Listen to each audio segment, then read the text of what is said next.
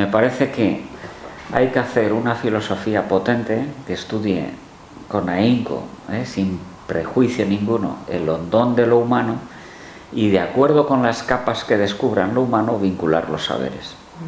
Se puede ayudar de la teoría al conocimiento para descubrir las distintas dimensiones de lo humano. En el fondo, esto. Y entonces saber decir, bueno, pues, ¿qué dentro de la filosofía qué es lo más y qué es lo menos? La filosofía es más o menos que la teología. Se tiene que poner al servicio es decir, como una especie de esclava, como decían los medievales, o como una especie de gran ayuda, como mamá respecto de papá. Sí. Dentro de las hijas de esa familia, las humanidades, todas las hijas tienen la misma edad, es decir, cuáles son más importantes, cuáles son mayores y tienen que proteger a las hermanas menores, cómo lo deben llevar a cabo. ¿Se entiende?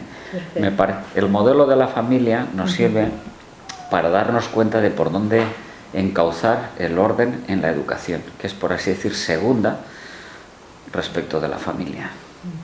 Se ve más o menos, ¿no? Perfecto. Pero todo esto ni siquiera se piensa hoy en día. Es decir, que estamos en una rutina de ir especializando cada vez más los saberes y que provocan la disfunción, la falta de unidad, el astillamiento de los saberes. Pero esto llevamos ya muchos siglos, desde la Baja Edad Media todo esto es moderno, quiero decir, no hay unidad. Claro, y en el fondo es, digamos, no saber lo que es la universidad, ¿no? Y tener pues un objetivo demasiado cortoplacista respecto a lo que la universidad me debe dar, ¿no? Algunos trabajamos en la universidad, trabajamos en la educación, sin embargo la mayoría de personas de la sociedad trabajan en las empresas, trabajan en las instituciones, ya sea públicas o privadas, ¿no? Por tanto, creo que aquí también habría que hacer un puente, ¿verdad?, entre lo que es la familia, entre lo que es la universidad y la empresa. De hecho, muchas empresas, cuando se quieren vanagloriar, digamos, ¿no?, diciendo que son muy buenas, dicen, pues, en esta empresa todos somos como una familia, ¿verdad? Entonces, vayamos a este tercer plano. Pues me parece que están haciendo muy bien, sí, en ese caso.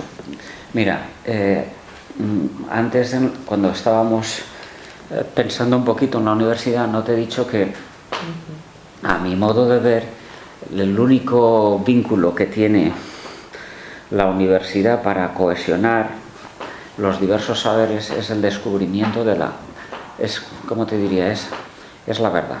Hay verdades hay verosimilitudes con las que nos topamos todos los días. Pero hay verdades que no tienen vuelta de hoja.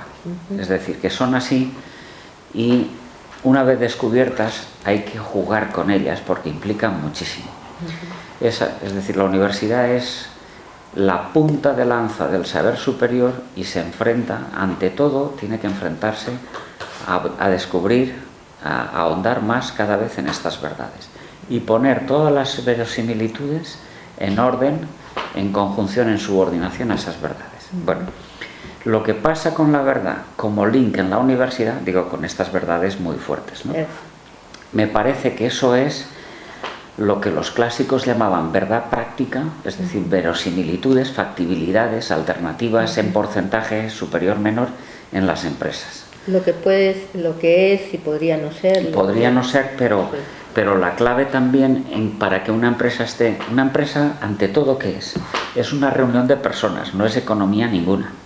Pero se reúnen con un objetivo, no para descubrir verdades sin vuelta de hoja, sino para implementar productos en la sociedad que sean, por así decir, cada vez más factibles, más verosímiles que otros, que puedan solucionar cada vez más problemas prácticos en la sociedad, que puedan humanizar más, solventar la vida del común de la gente. Productos o servicios, ¿verdad? Servicios de todo tipo. No, ahí no encontrarán, es decir, el fin que se propone cada una de las empresas no es encontrar verdades sin vuelta de hoja, sino, como te diría, como en progresión de un termómetro, ¿no? Es decir, entre las alternativas con que contamos en nuestra En nuestro producto podemos hacer esto, o ir mejorando de cara a ofrecer lo que vale la pena ser ofrecido, en orden a que la sociedad se humanice cada vez más.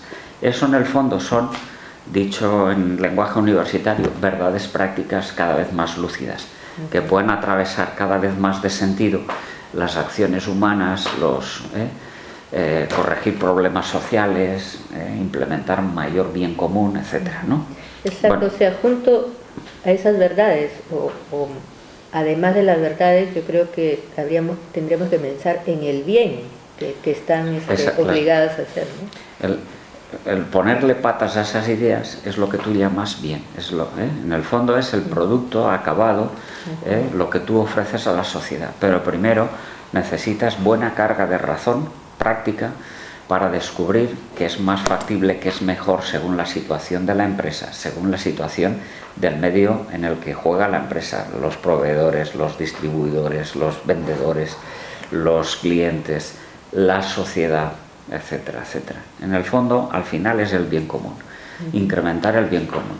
Teniendo en cuenta esto, ¿no? Que los productos que tú ofreces, al final, no son fin en sí, sino que están para lo que los griegos llamaban mejorar la vida de la gente. En el fondo, que incremente según virtud, es decir, que se humanice más, si no perdemos el tiempo.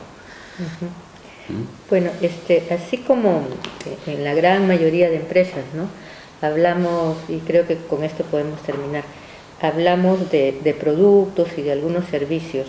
Los medios de comunicación, que son empresas, ¿verdad? Sí. Son reconocidos como empresas, lo que le dan a la sociedad es un intangible, ¿verdad? Pero un intangible que de alguna manera marca a las personas, marca a los ciudadanos. Claro. Y por tanto los educa o los deseduca. Claramente. ¿Verdad? Entonces, en todo lo yo creo que habría que hacer un comentario. En todo lo que hacemos, también las empresas humanizan o deshumanizan. Por eso, bueno, aunque no lo hemos dicho directamente, también habría que poner esta base social, que es la empresa, al servicio de la universidad. ¿Están las empresas ayudando a las universidades en orden a que la universidad sea mejor universidad, cumpla mejor su fin?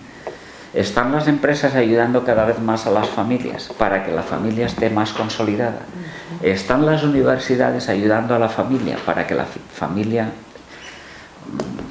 sea verdaderamente el quid de la sociedad? O sea, hay que crear canales, digamos. Eso es. ¿No? De cara a los medios de comunicación lo mismo, pero con una ventaja. Y es que los que tenéis la suerte de dedicaros a este trabajo jugáis con un elemento sensible que es el superior de todos los sensibles, que es el lenguaje. El lenguaje es, bueno, esto también es muy clásico, muy griego, decía el viejo Aristóteles, es la primera praxis. La primera praxis quiere decir que de entre todos los elementos que son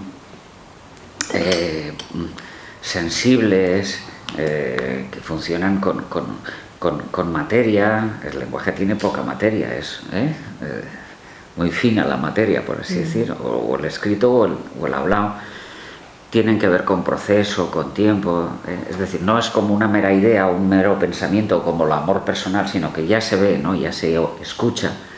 De entre todos los elementos sensibles es el más alto, el que gobierna, el que puede dirigir, gobernar a todos los demás. En el fondo es la pauta para que gobierne toda la cultura. Fíjate que hay algunos modos de lenguaje. Lenguaje es cultura, es una forma cultural, ¿no? Pero fíjate que hay algunos modos de lenguaje que son las formas superiores de cultura porque rigen a todas las demás. Por ejemplo, las leyes, el derecho. Es lenguaje acuñado que dice cuántas horas hay que trabajar, a qué hora se tienen que abrir los comercios, a qué hora los transportes pueden circular o no. Claro. ¿En qué momento pasas en luz verde y en qué momento te detienes? El lenguaje que domináis los periodistas es el mejor medio de entre todos los sensibles para humanizar más o envilecer a la sociedad. Por tanto, tenéis que tener en cuenta que ese medio es muy educativo o muy deshumanizante. Y usarlo siempre no impunemente, es decir, como hacían los sofistas, para beneficio propio, monetario, fama, poder, lo que sea, sino siempre para que pueda revertir cada vez más en el bien común. Claro, sería un lenguaje manipulativo, digamos, ¿no? La clave del lenguaje en el fondo es subordinarlo a la ética, y eso se llama veracidad. Es decir, usar el lenguaje siempre de acuerdo con, si yo digo estas verdades, estoy en este modo mío veraz de decir las cosas, implementando el bien común, es decir, yo gano algo por dentro, en virtud, y hago que los demás también puedan incrementar su cualidad humana en la medida en que se beneficien de lo que yo les ofrezco lingüísticamente, de lo que ellos me responden porque yo les pregunto lingüísticamente, etcétera, etcétera.